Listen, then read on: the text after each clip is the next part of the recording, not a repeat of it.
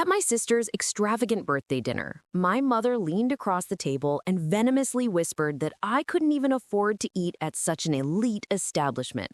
Nobody at the table spoke up as my siblings mocked my simple clothes, completely unaware that I hadn't come to beg for their approval, but to inspect my latest acquisition. The smug, condescending smirks vanished from their faces 5 minutes later when the executive chef came out personally, bowed respectfully, and asked if everything was perfect for the real owner of the building.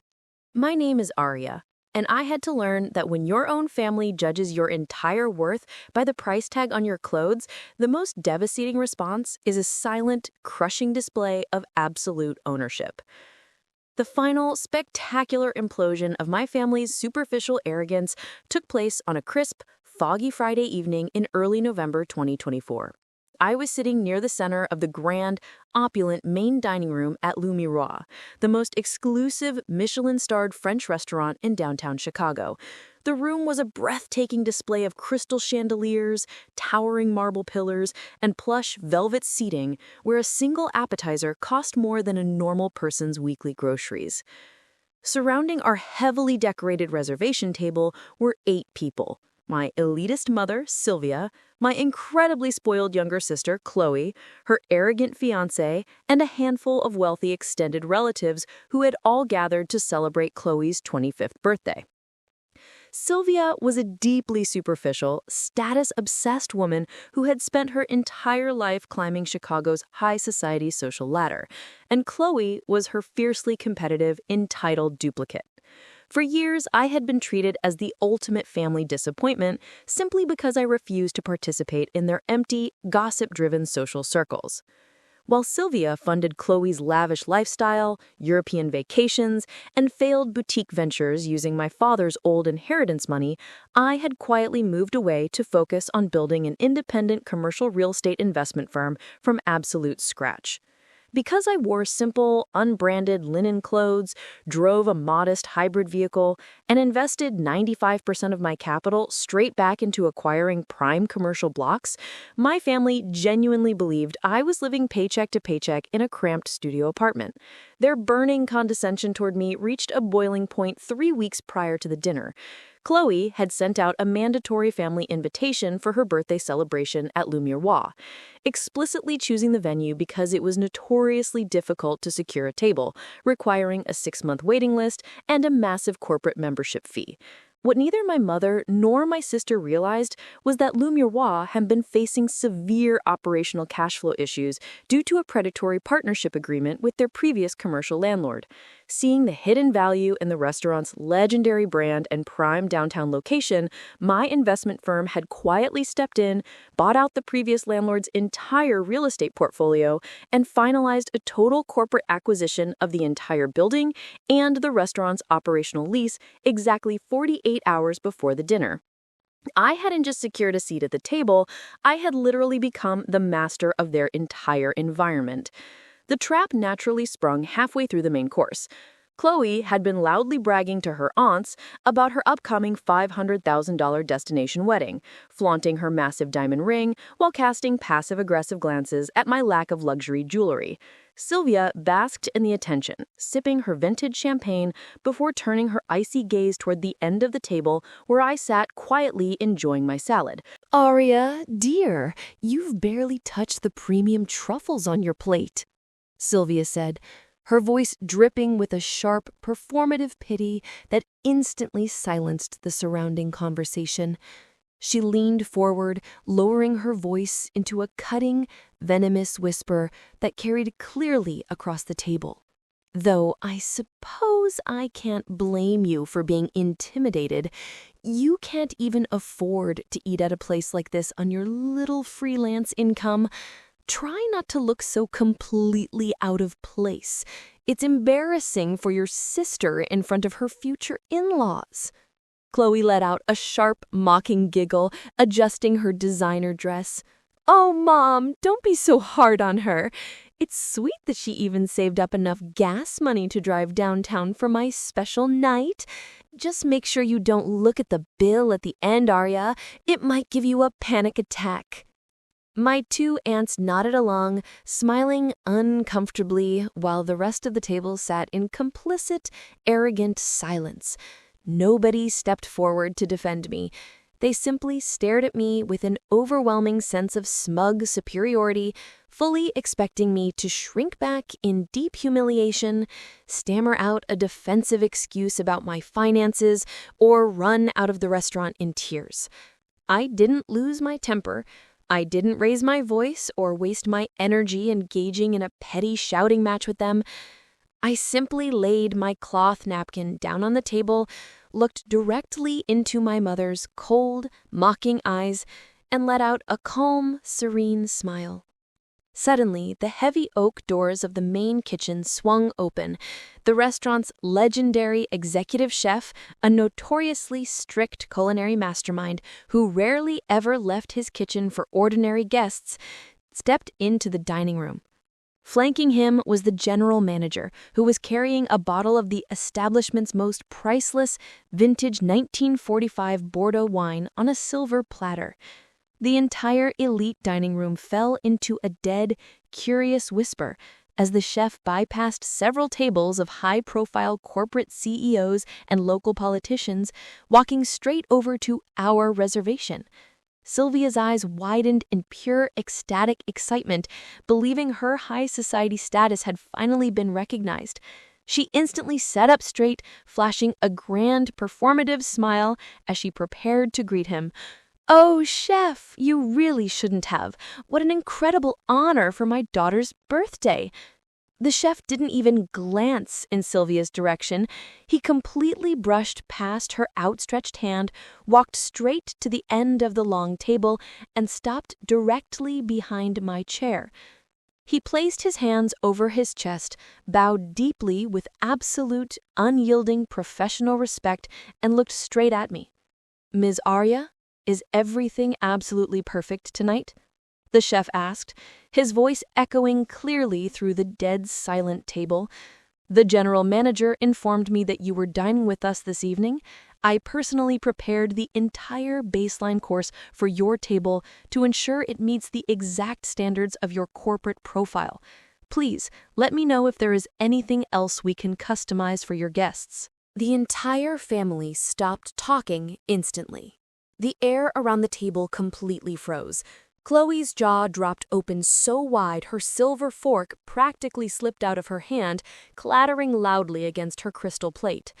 Sylvia's performative smile completely vanished, her face turning a sickening, ghostly ash gray as she looked from the bowing executive chef to my calm, unbothered expression.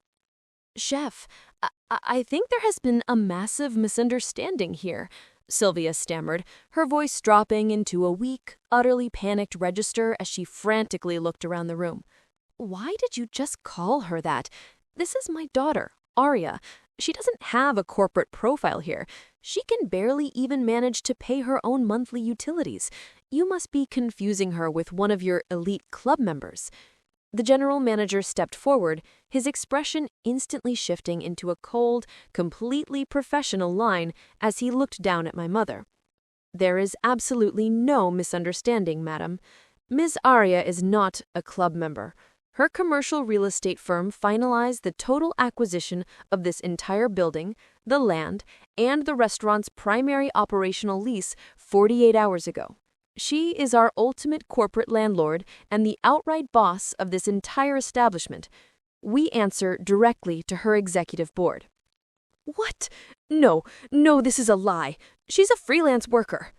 Chloe hysterically shrieked, standing up so fast her chair screeched violently against the marble floor, drawing the disapproving stares of every elite diner in the room.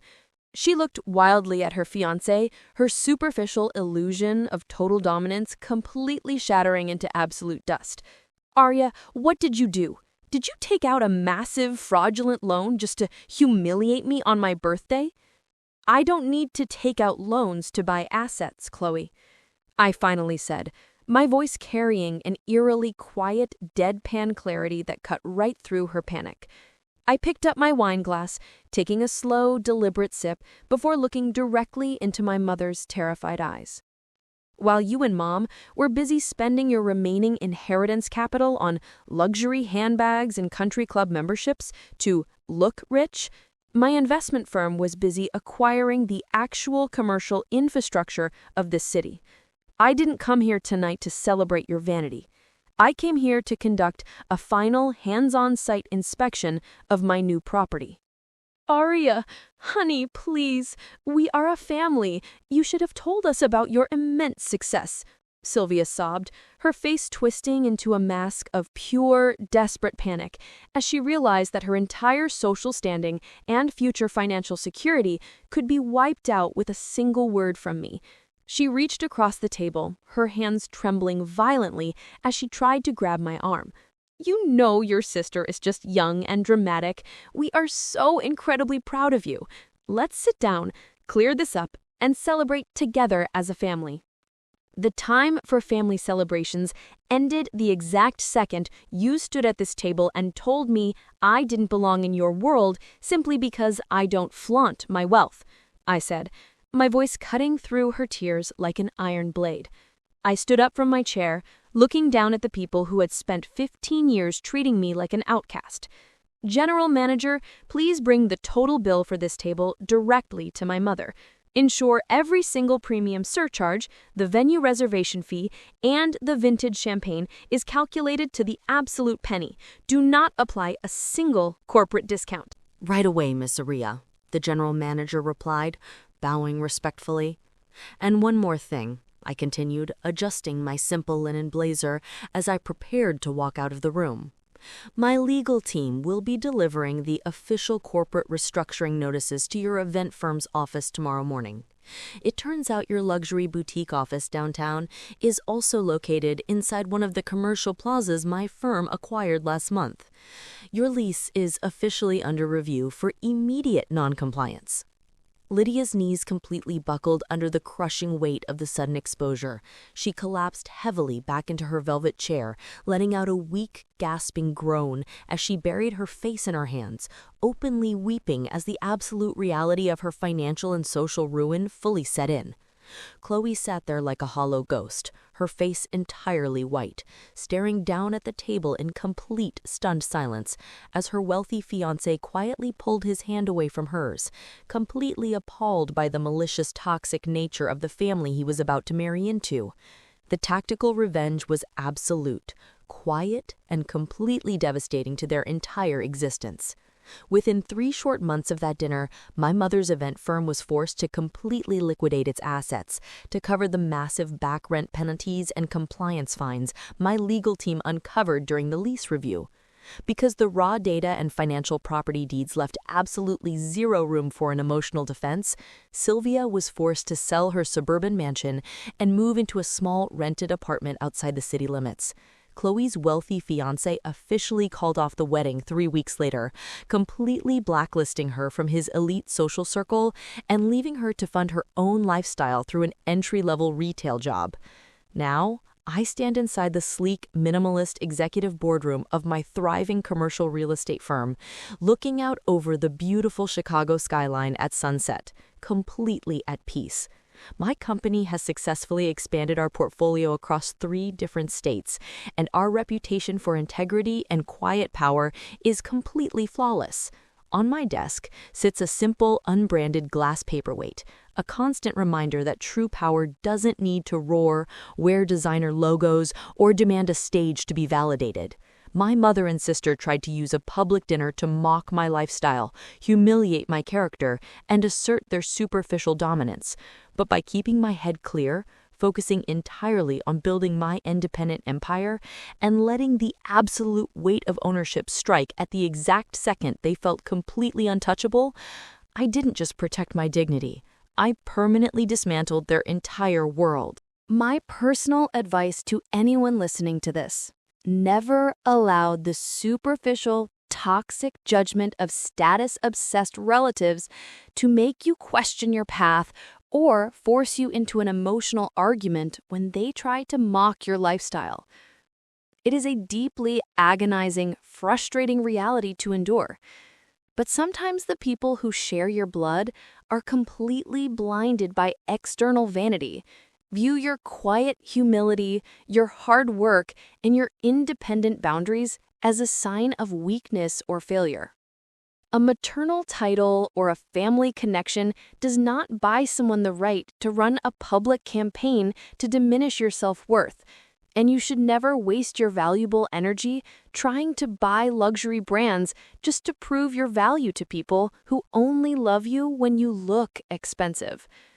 When toxic people try to weaponize their superficial success against you, maintain an absolute, dignified silence. Focus entirely on building your own independent foundation and let your concrete results do the talking when the time is right. True family isn't defined by the expensive venues you share or the luxury logos you flaunt to impress high society. It is defined solely by the genuine people who value your character, respect your independent choices, and stand fiercely by your side without expecting you to perform for their validation. Walking away from a toxic family dynamic and focusing entirely on your own growth is not a selfish act. It is your absolute moral obligation to your own future. Take this story as your ultimate wake-up call to stay humble, build your empire in the dark, and always put your own peace and self-respect first, because an authentic life will always outlast an empty show.